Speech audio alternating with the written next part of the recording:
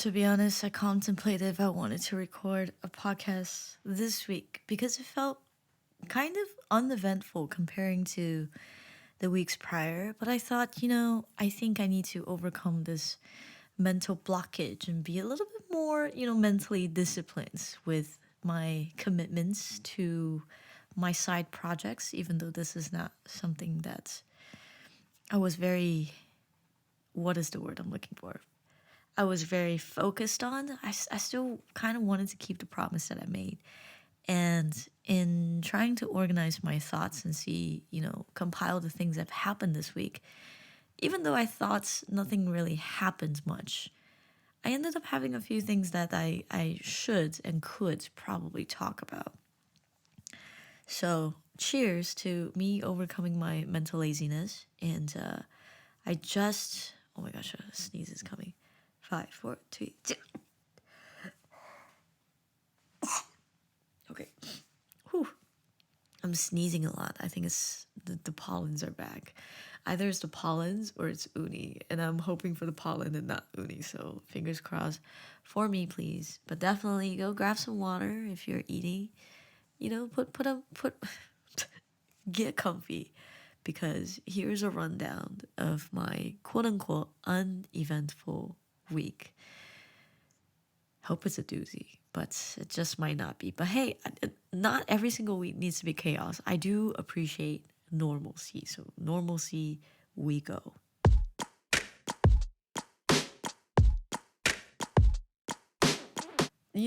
Just as I thought my week is going to finally calm down a bit and then life is going to be sunshine and rainbows again after my just draining projects that I did last time, the video on how to live a fuller life, that really took me months to give birth. And I'm glad it had left my system.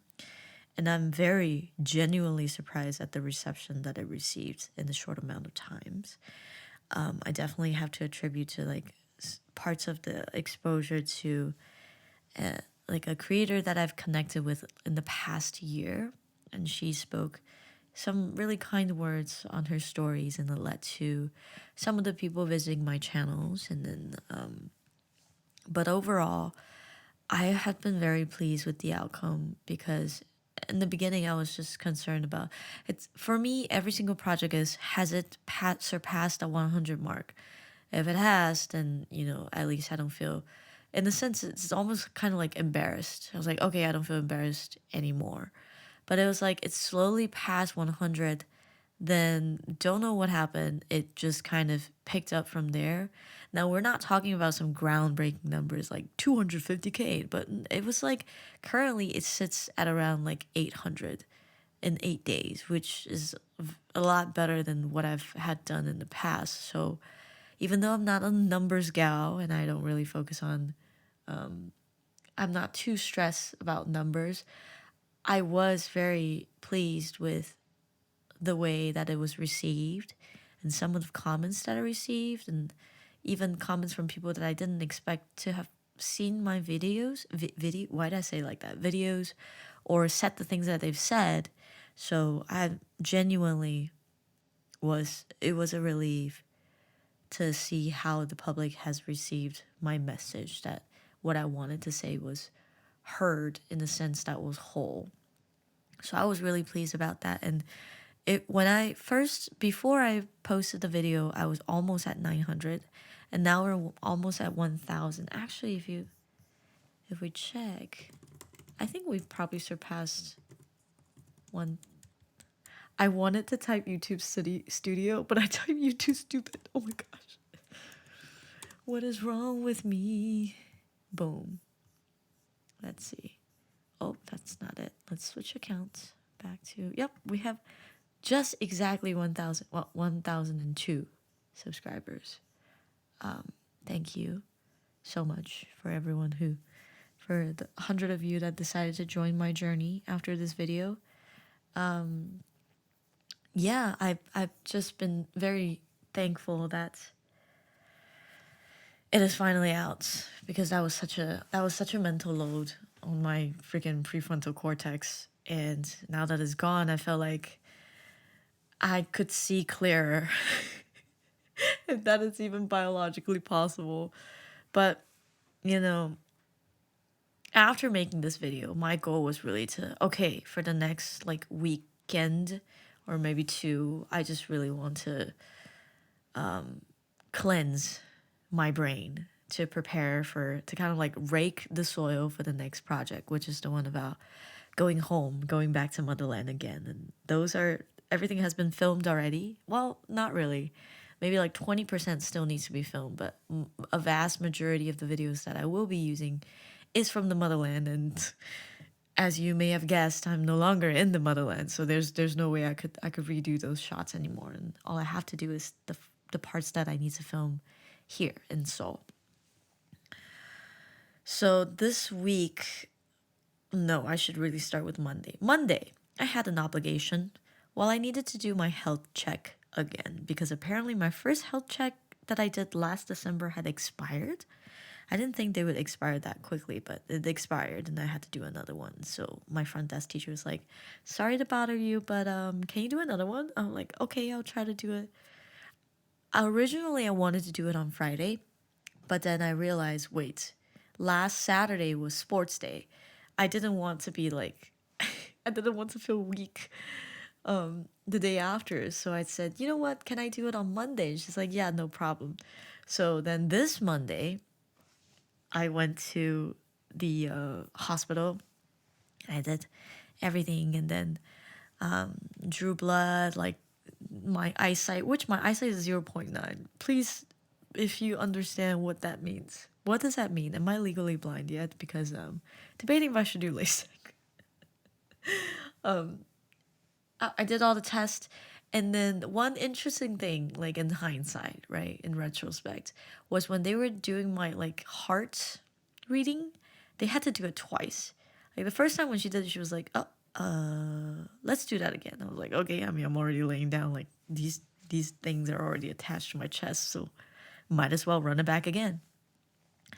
Then on, I think it was on Wednesday or so, I got a message from my HR person because they asked me to give them a phone number. And I didn't have my front desk teacher's phone number, so I gave them HR's because of one of the events that we did. And then they were like, "This is your emergency contact if you're ever in trouble." We're like, "Okay, cool." I wrote it down.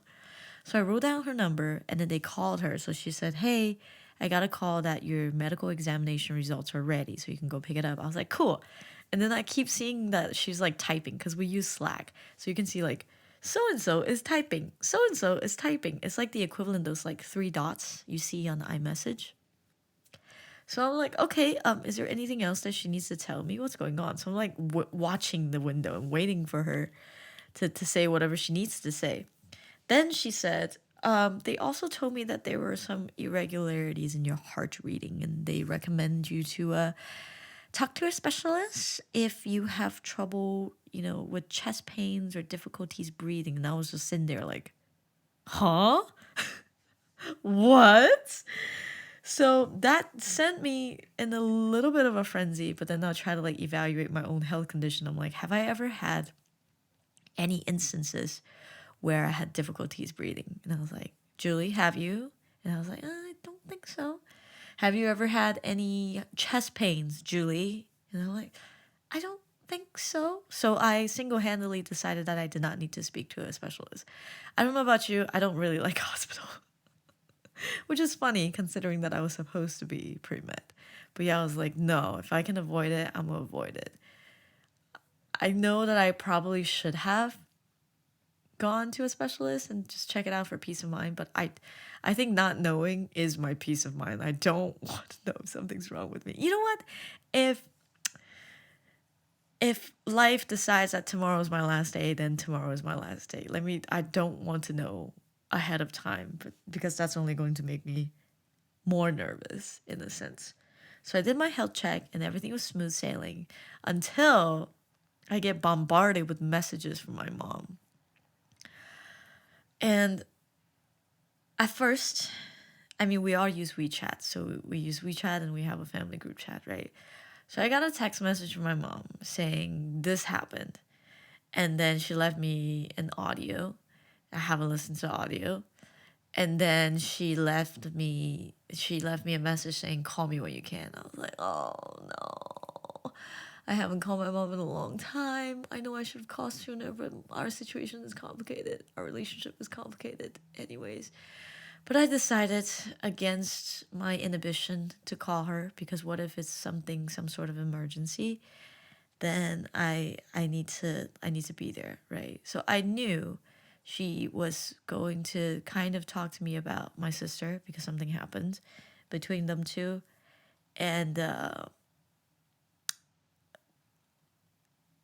that day, I think it was literally after I did something at night, I decided to call her back, which, good decision, bad decision, that's all. That's all an afterthought.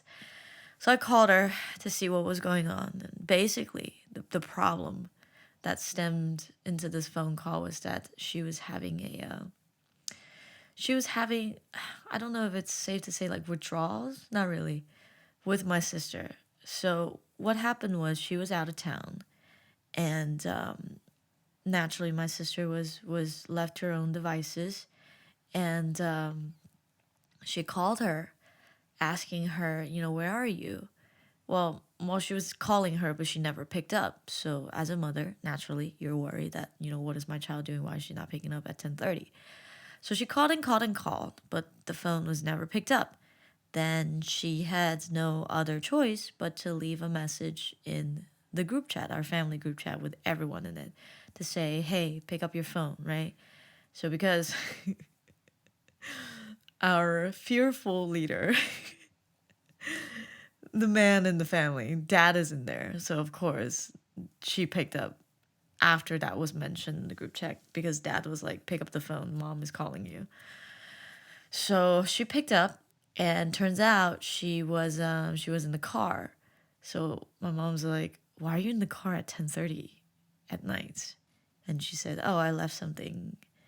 I left something in the car, so I came outside to get something." Which, first of all, if you've ever been a child before, which is like everybody, that is such a horrible lie. I know you're listening to this. That is such a horrible lie, Rebecca. Like, what the heck?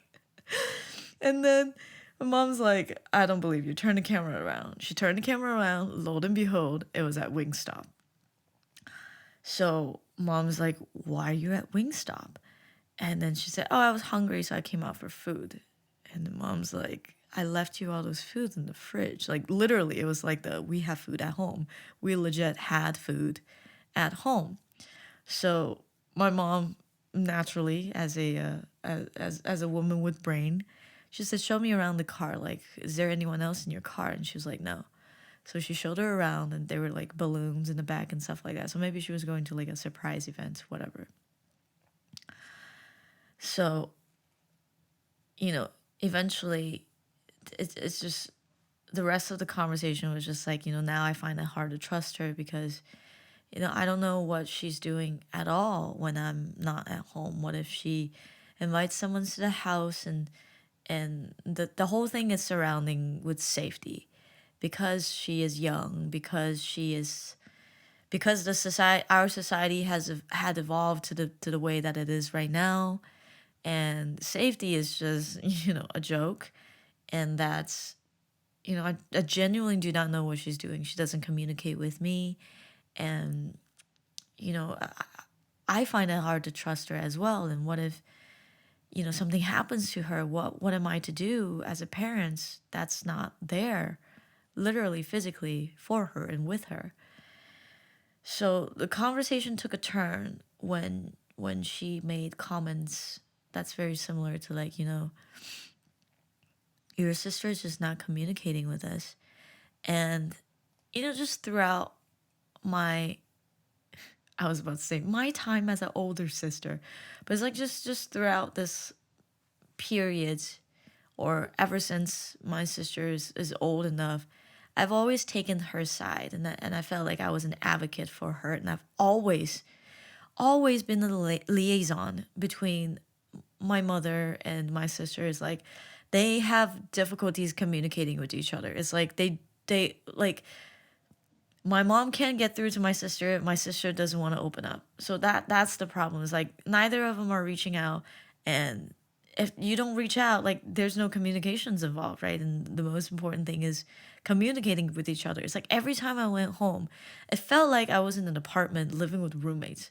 My mom's in her room, my sister's in a room, and I'm in the common space. I'm like, hello? Are we eating lunch together or what? Are we going to talk about life together or what? Are we going to pretend that we are family members or what? So it's like I'm constantly doing the polling together. I'm constantly sewing my family together. And you could say, yeah, that's what you do as a family member. And I understand that. But it's like every single time when there's an issue, they come to me without actually trying to resolve themselves. It's like, oh, mom said this, blah blah blah, she sucks. Oh, sister said this, blah blah blah, she doesn't understand. She's being, like a rebel. And I'm like, what? I am not there. I'm here in Korea. With all due respect, I'm trying to figure out my life. I'm trying to get everything together. And you guys are coming to me, which I could see that as maybe they trust me and maybe I'm a reliable figure in the family. Maybe they know that I'm gonna get stuff done. But still, I'm like, you guys need to take the initiative to resolve the problems that you have within you. It's just you guys. Like, what? How else are we going to resolve the problem? Like, you're gonna phone a friend, call for help. You are phoning me already.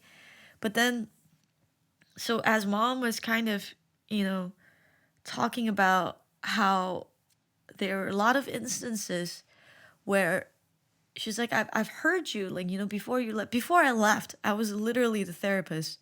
When I was home, those 3 weeks, it was just constantly me trying to trying to wrap my mom's head around, like, be more open with how she decides to express herself, which she has done.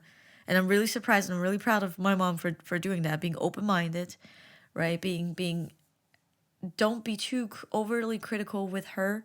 Don't compare her with me. Like all these things. And then as for my sister, I've told her, reach out to mom more, be more understanding. It's not easy for her to take care of everything, to cook for you, to take care of all these other aspects of your life, and all the while holding like an actual job.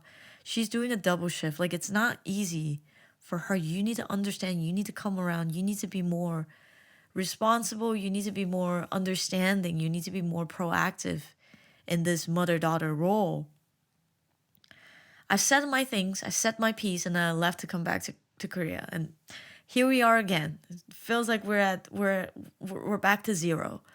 So the whole thing with my mom is saying that, she only comes to me when she wants to buy something, when she wants something from me.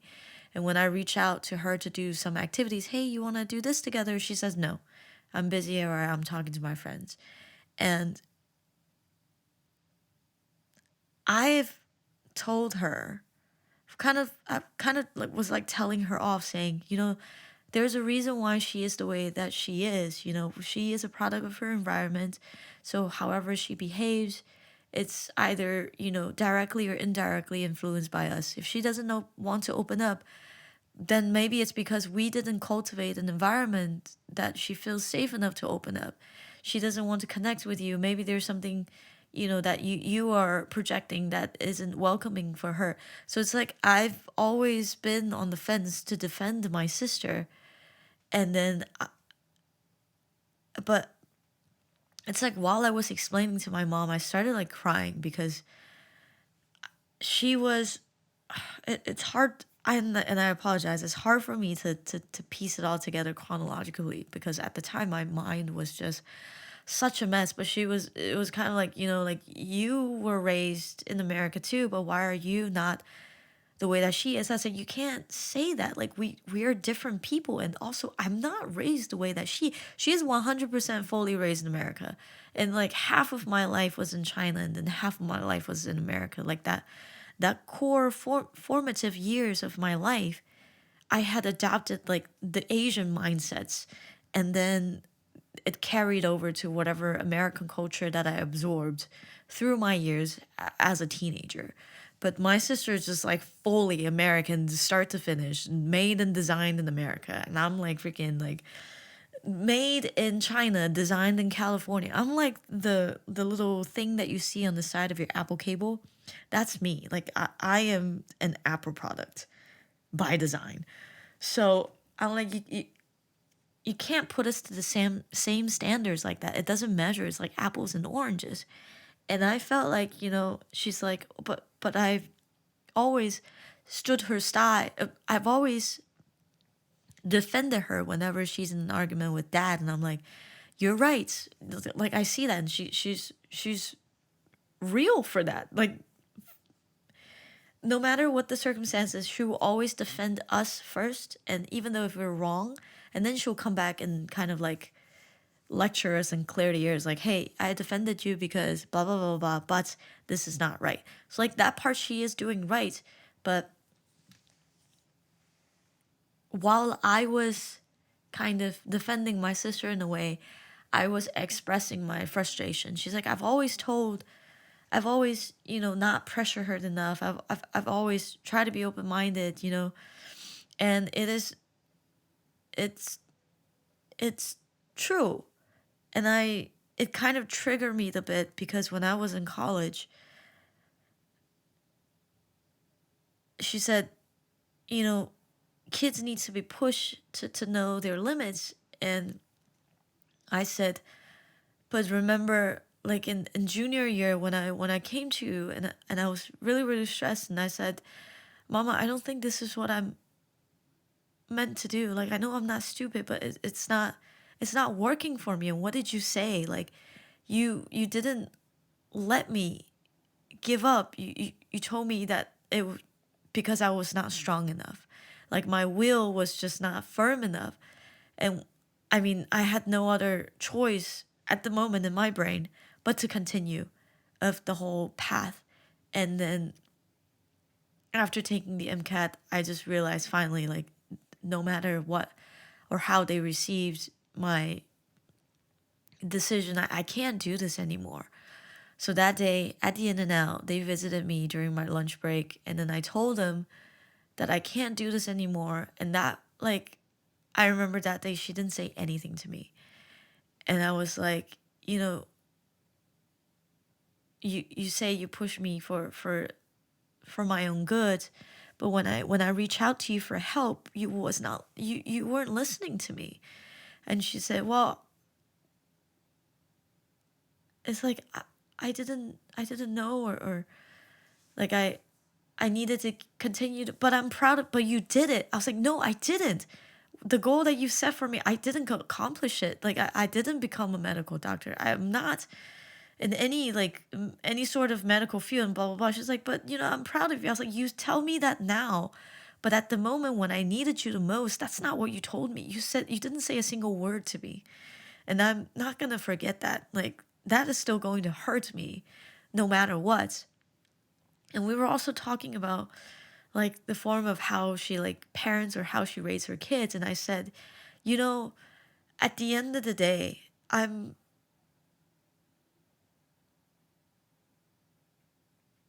would never I would I would never be normal because of the thing that I had gone through because of your decision when I was a kid. Um I I can I can never learn to process love the way other people do. I can never see marriages the same way that other people do. I don't have trust in relationships. I don't have trust in like love. I don't have trust in marriages, and I also have a lot of other problems that I'm trying to get a hold of, and just to be normal like other people. But all of that is the way that it is because of the decision you made as my mother.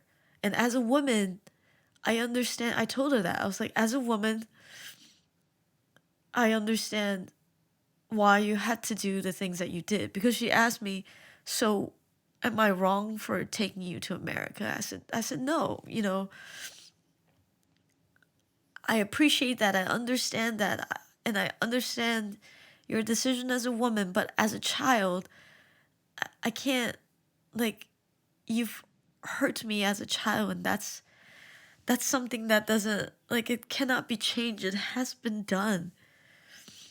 So I was just trying to, I feel like, honestly, at that time, I was just like, hurt people, and I've said things that was not very kind.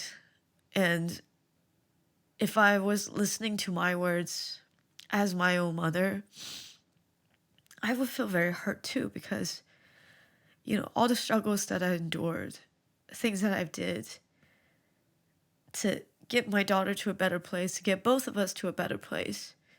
At the end, I hear from my child that those things have hurt her and changed her forever. Like, of course, that's not what I want to hear. I want to hear appreciative words. Like, I'm so thankful that you did what you did. I'm so proud of you for pushing through in a hard time like that. But I just couldn't help but keep, like, biting and biting and biting. And now I think it's because while I was taking my sister's stance, like while I was defending her, it's like in the process of defending her, I I was projecting myself from her perspective. Like it wasn't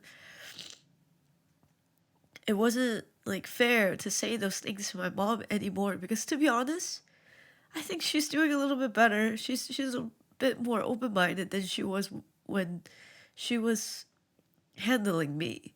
And in this situation, and in other situations before as well, my sister is at fault for some of the behaviors that she has done. Like, she knows this is not what I would have condoned. She knows that I wanted her to reach out and to communicate with our moms more, but it hasn't been done, you know. Even of the things that I asked of her, some of the things hasn't been done. And it's like, I took the Strength Finder test, and I don't want to refer to it every single time, but I understand, thanks to that test, I understand the way that I process emotions, the way that I make my decisions. And I'm overly invested in the people in my close circles. And I am invested in my sister as well, and in her success, and what kind of person she develops into adulthood or young adulthood. And now it's like, I feel so helpless because I can't I can't make decisions for her when she doesn't want to make those decisions. It's like I'm legit just in the passenger seat or even in the back seat, and I'm just watching everything unfold. And it's like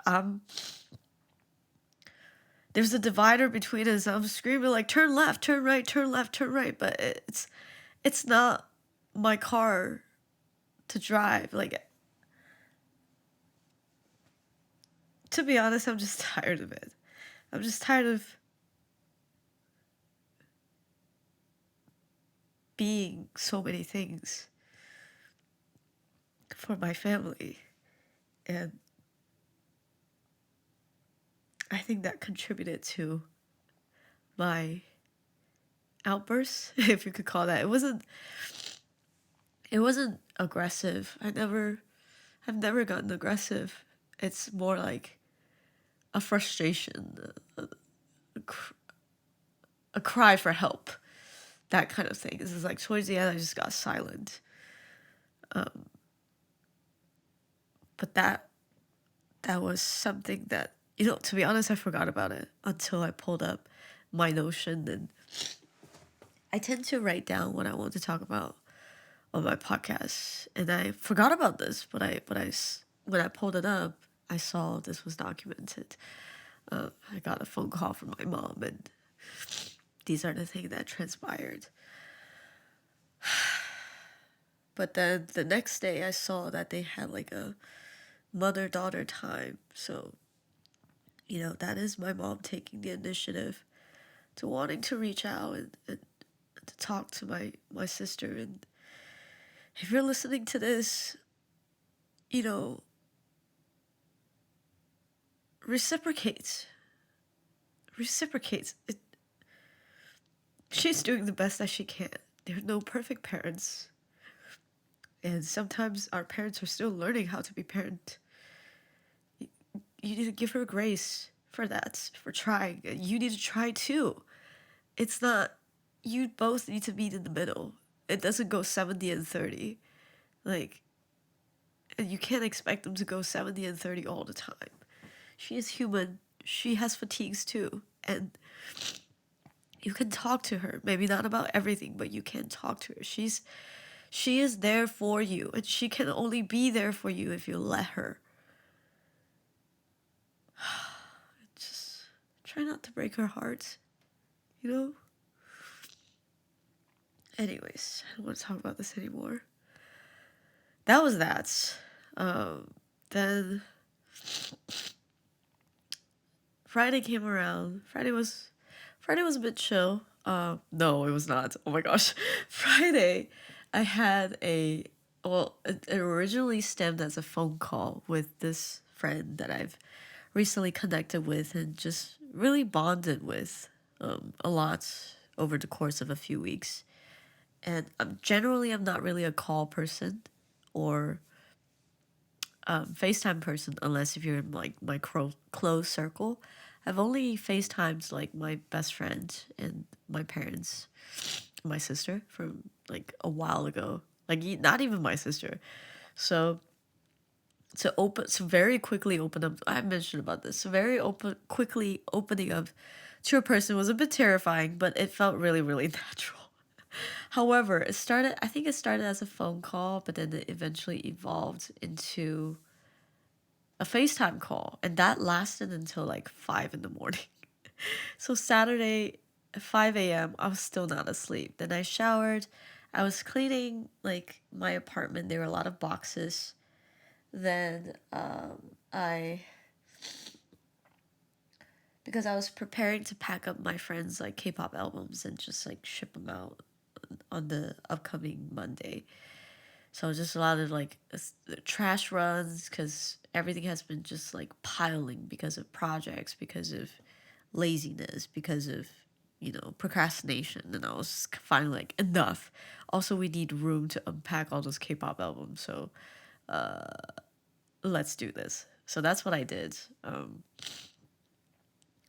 Which, if you remember what I talked about last time when I had that, not sort of like a revelation, but kind of like a realization of, wait a minute, am I meant to be a rest stop for others where people come to me and then they take what they need and then life take them away?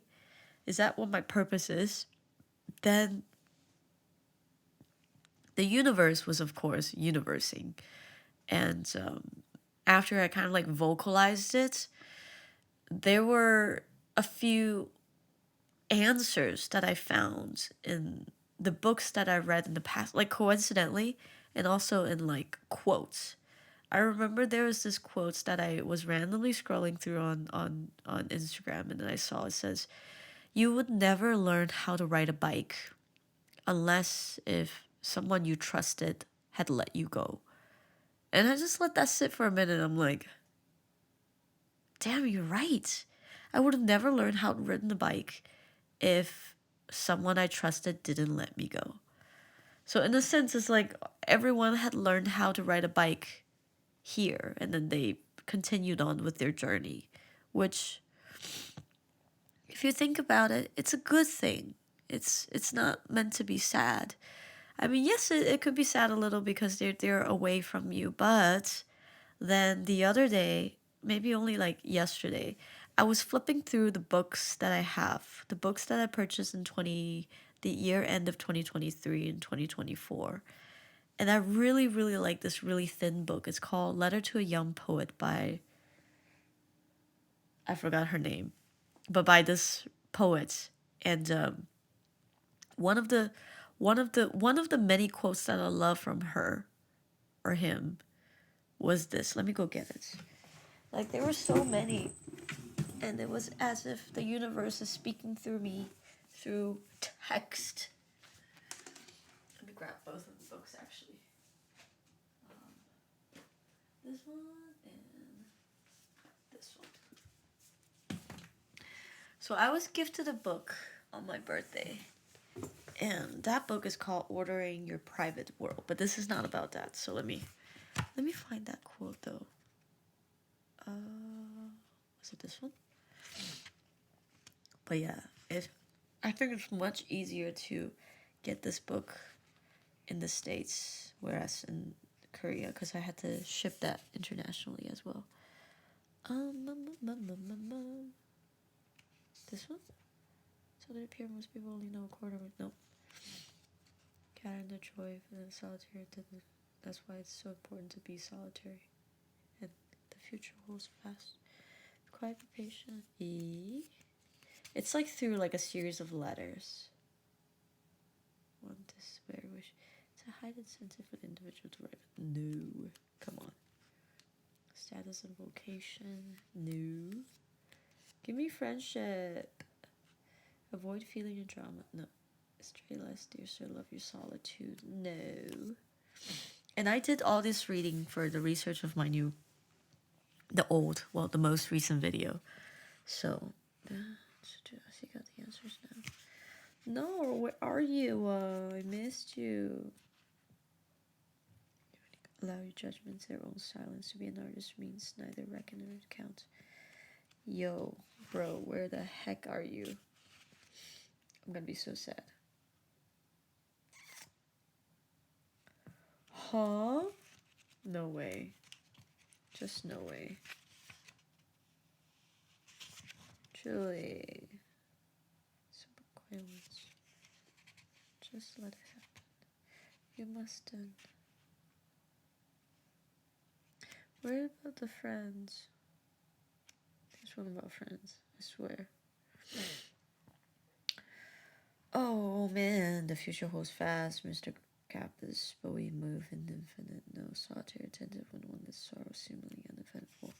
Did I like accidentally unbookmarked it, which is a possibility? I would have been so pissed. What about that? What about that? To love is also good because love is difficult. For one person to love another, that's not what I'm looking for. It's the one about like when people are far away from you, and it's okay because any heightening is good for your entire partner. Was it this one? Important to be solitary. Damn, Julie, where? No, I don't like this. How have I lost it? Lost my mind. That's what I've lost. Spare yourself of these general motifs, turning to those that you owe everyday life offers you. No.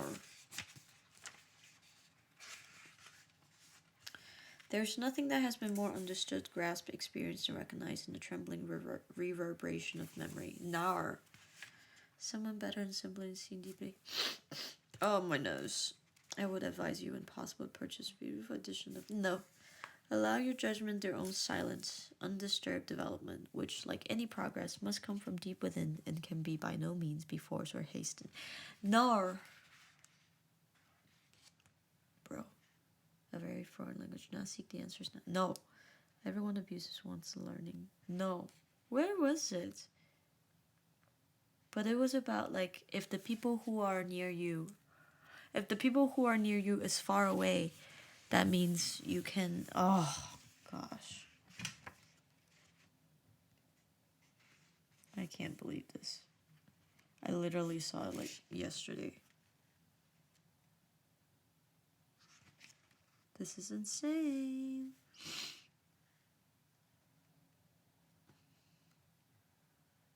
What? I believe that almost our sorrows and moments chambers what is led to us. Shoo.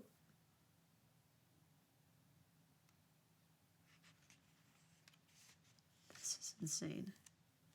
I must have left it somewhere.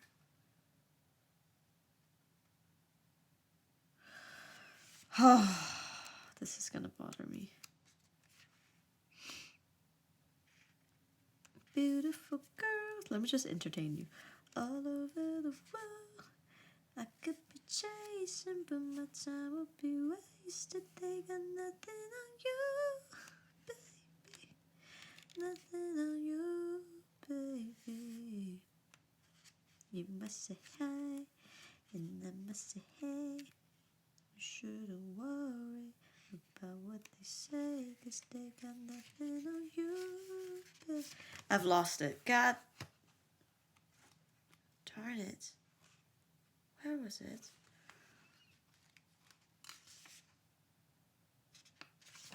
Once I made my move, you're free to check the king. No, Ron, no. What is it? He's going to sacrifice himself. There must be another way. No, it is you who must go on. Not me, not Hermione, you. Oh, my dear. Damn, this sucks. Yeah, you don't need to listen to me flipping through this book. I'm just gonna. But yeah, they're basically, from what I've remembered, okay, it talks about if the people who are near you is far, then you write to tell them and describe all the spaces in between, because that's like the room that you've grown to fill. But if those who are near you is far, like, wait, hold on. If those who are near you, like the people who are close to you, is far away, then you write to them, and you tell them and you describe to all this like growth. But if the people who are near you are not that close to you, then you need to do something else. And I was like, I read that and I was like, damn, this is great. Now I can't find it, and my words do not flow the way that Rainier managed to allow it to flow. So that it was like that, and then another book, it says something about friends. Okay, let me see if I can find it here. Okay. I do not believe that we can have ordered private world if we do not have capital F friends. Ordering one's private world is not a one-person event.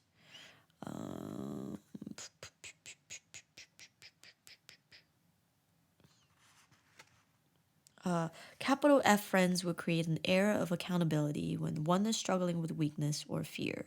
Capital F friends would provide what the Quakers referred to as a clearance of committee, a small group who will ask tough questions when we have a decision to make. Here's another one.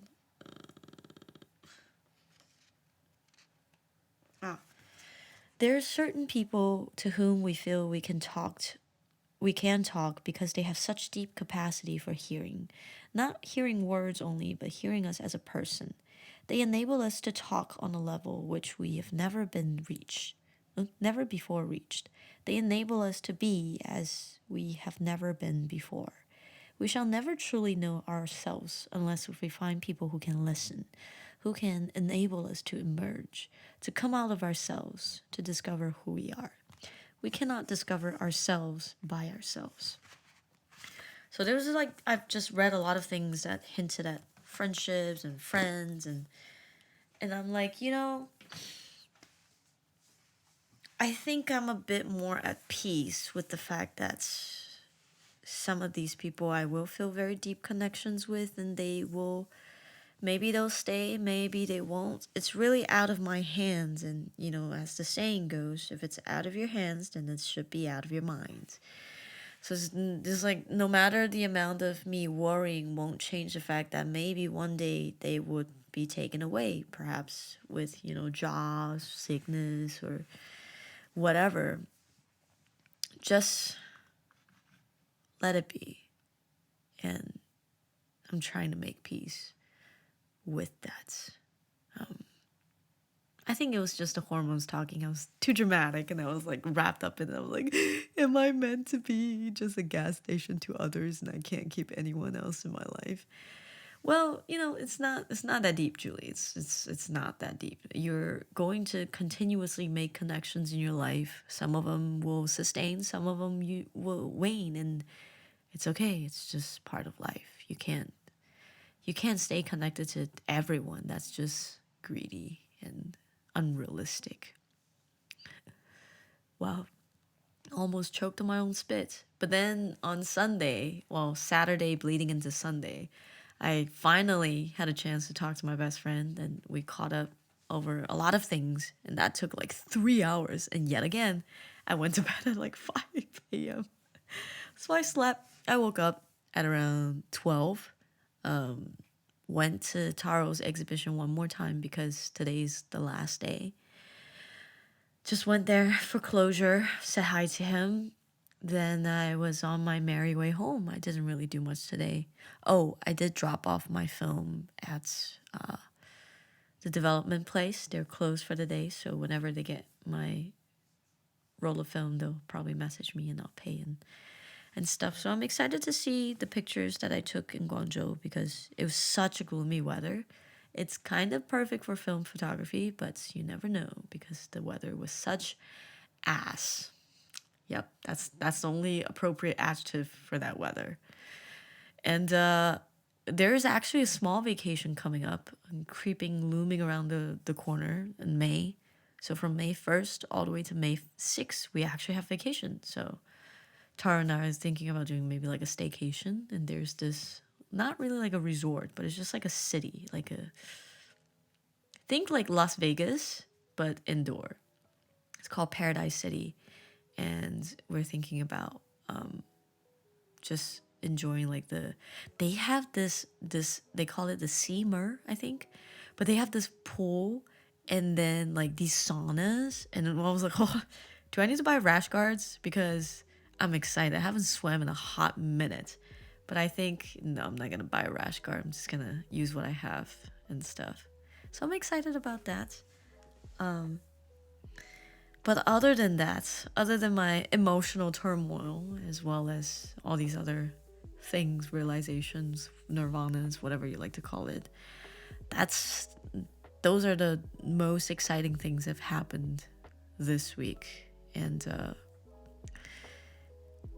you know, every single week doesn't have to be extravagant, doesn't have to be chaotic. I do, again, enjoy peace and normalcy, and I am hoping that the upcoming week will be filled with a lot of, just peace. Because to be honest, this week I was busy with work as well. And on Friday, I walked out like a shell of a man. I was like, my brain juice, gone, depleted. So, looking forward to next week, looking forward to the long break. Looking forward to better conversation when my friend comes back from her trip abroad. Just looking for a lot of good things to look forward to, and I hope you have something that you're looking forward to as well, whether it's small things or big things in your life. As long as it's something that gets us up in the morning and keeps us going, I think those are all things worth looking forward to. So again, thank you for listening to the, I hope, probably 83rd podcast of Lactose Intolerant. I apologize if this week is not as saucy as the weeks before, but hopefully next week's might, because I'm gonna experience some new things. But in the meantime, as always, take care of yourself, make sure you sleep plenty and hydrate. Speaking of which, I should probably drink some water. But other than that, I'm excited to have you here with me. Thank you for listening. Take care of yourself. I will see you next week. Next week? Yeah, next week. Okay? Bye. Oh my gosh, it's not ending. How about now?